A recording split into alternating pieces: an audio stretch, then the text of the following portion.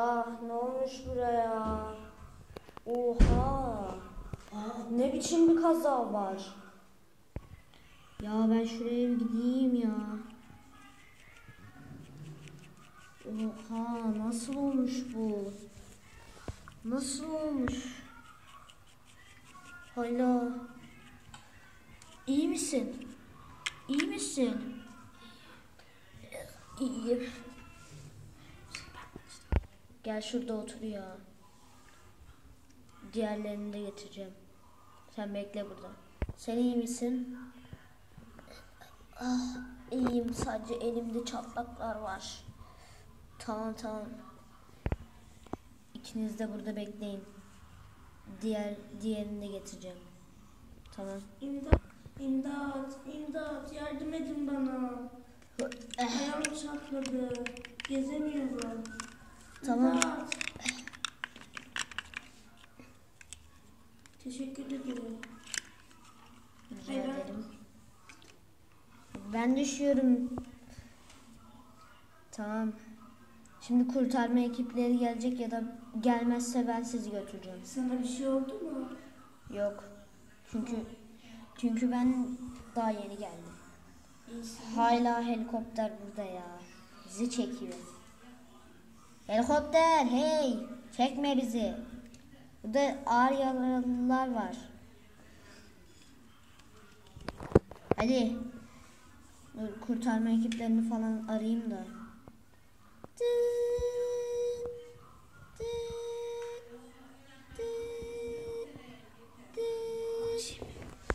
Kurtarma ekibi kim olsun? Sen. Ben geç. Ya benim çocuklarım. Ama ben olmak istemiyorum. Ben yapamam. Hayır, nerede sen Oynattın, konuşacaksın? elini gösterdin. Hani böyle oynatırken. Alo, ben kurtarma ekibiyim. Birazdan benim yardımcılarım oraya gelecek. Tamam. Ama hemen gelsinler. Çünkü çok ağır yaralılar var. Nasıl yani? Üçünün de çatlakları var. Tamam, geliyorum.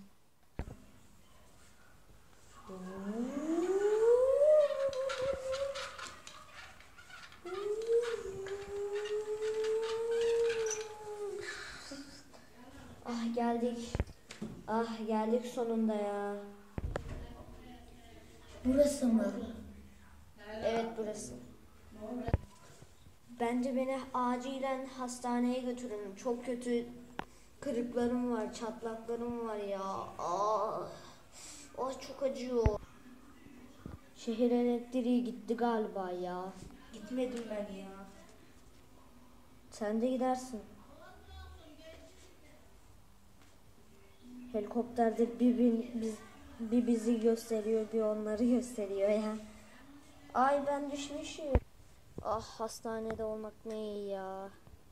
Çok rahat. Oley! Ayağım da ağrmıyor.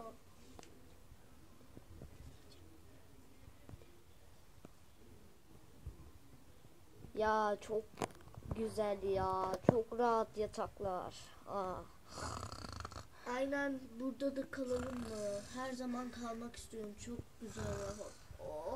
Oh. Bir yere gitmek istiyorum. Evet, bir yere gitmeyelim. Hasta rolü oynayalım. Evet, bence çok rahat bu yataklar. O nasıl bir şey? Aynen, bence daha güzel olur. Çok kötü durumdayız. Ya bana Tamam, ne hemen. diyorsunuz? Tamam. Ben diyorum ki size Tamam, hemen size acil ekibi getiriyorum. Yiyecek içecek.